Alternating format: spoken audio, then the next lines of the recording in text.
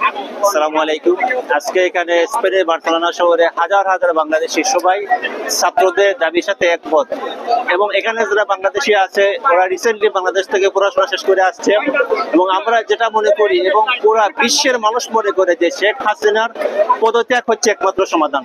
আপনারা দেখছেন এখানে আমরা যারা প্রবাসীরা আছি প্রায় 1 কোটির উপরে আমরা প্রবাসী। আমরা সবাই এত চিন্তার মধ্যে আছি যে আমরা আমাদের পরিবারের সাথে আমরা কথা বলতে পারছি না। আমি আমার মার সাথে কথা বলতে পারি না 3 দিন। এইরকম বর্বরতা পৃথিবীর ইতিহাসে আমার জানা নেই।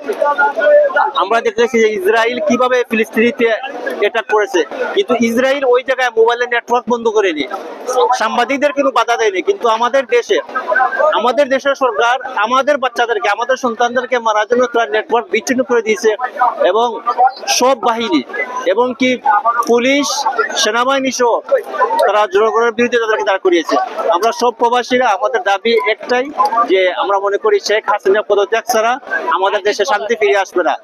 আমাদের দেশে আমরা শান্তি চাই এবং আমরা একটি গণতান্ত্রিক সরকার চাই। সবাইকে ধন্যবাদ।